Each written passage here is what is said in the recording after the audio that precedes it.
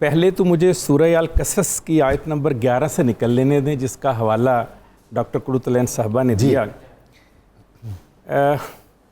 کیسی خوبصورت بات ہے کہ اللہ تعالیٰ نے قرآن مجید میں ایک آیت کے ایک حصے کے اندر اس مریم بنت جو تھیں عمران، ان کا حوالہ دے کر کہا، ڈاکٹر قرۃ العین نے کہا کہ جب اپنے بھائی کو لے کے جانا تھا اس کے دربار میں تو دعا کی، تو مجھے یہاں کہنے دیجئے کہ جب سیدنا موسیٰ علیہ السلام دعا کر کے کسی کو لے کر جائیں اسے بھائی کہتے ہیں، جو بغیر دعا کے آپ کی مدد بھی کریں اور آپ کے ساتھ بھی جو اسے بہن کہتے ہیں۔ واہ واہ واہ واہ۔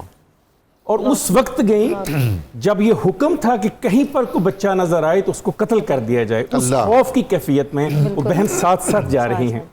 پھر یہاں سے یہ بھی نتیجہ نکلا کہ جو آج کے دور میں ہم بھائیوں سے کہتے ہیں کہ اپنی بہن کا خیال کرنا، اللہ تو کہہ رہا ہے بہن سے اپنے بھائی کا خیال کرنا۔ کیا بات ہے۔ میں جب اپنی بیٹی سے کہتا ہوں بیٹی اپنے بھائیوں کا اور گھر کا خیال رکھنا، تو لوگ مجھے کہتے ہیں ڈاکٹر کاشف صاحب آپ بیٹوں کی جگہ بیٹی سے کہہ رہے ہیں۔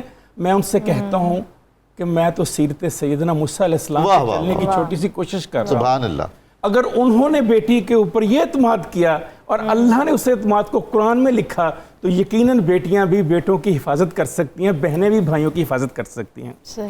دوسری آپ نے سر جو بات کی، آپ کا جو سوال تھا کہ دونوں ہاتھوں سے تالی بجتی ہے، ابھی آپ کو مفتی صاحب نے بہت خوبصورت انداز میں انہوں نے سورہ یوسف کی آیت نمبر 92 کا آدھا ترجمہ سنایا، آدھا ترجمہ، اور اس میں انہوں نے فرمایا کہ آج تم پر کوئی ملامت نہیں، آج تم سے کچھ پوچھا نہیں جائے گا۔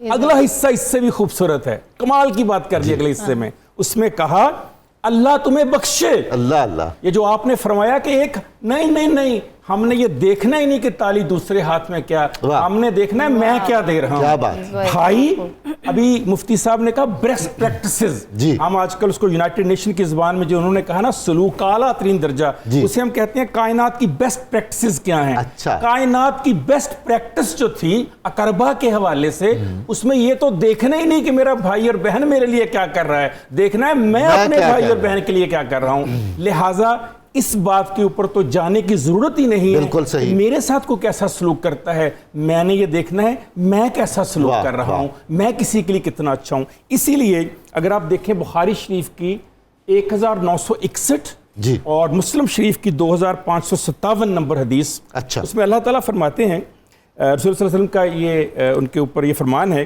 کہ جس شخص کو اچھا لگتا ہے کہ اسے لمبی عمر دی جائے اور اس کا رزق جو ہے فراخ کر دیا جائے، وہ صلہ رحمی کرے۔ کیا بات! اب صلہ رحمی میں یہ کہاں لکھا گیا ہے کہ وہ میرے سے اچھا سلوک کرے گا تب میں نے اچھا سلوک کرنا ہے؟ صلہ رحمی تو ہے ہی یہ کہ وہ جیسا بھی سلوک کرے میں نے سلوک اچھا ہی رکھنا ہے۔ مولانا رومی یاد آ گئے، انہوں نے کہا کہ جب کوئی نفرت کرے، جب کوئی دشمنی کرے، جب کوئی خلاف چلے تو محبت سے پیش آؤ۔ کسی نے کہا کہ اگر اس نسخے سے کام نہ چلے، انہوں نے کہا اس کی مقدار بڑھا دو، دوائی کی مقدار بڑھا دو، تو صلہ رحمی کی مقدار بڑھا دیں تو ایک نہ ایک دن وہ جو دوسرا ہاتھ جو تالی کا آپ نے فرمایا وہ خود بخود ہی ٹھیک ہونا شروع ہو جائے گا۔ بہت خوب۔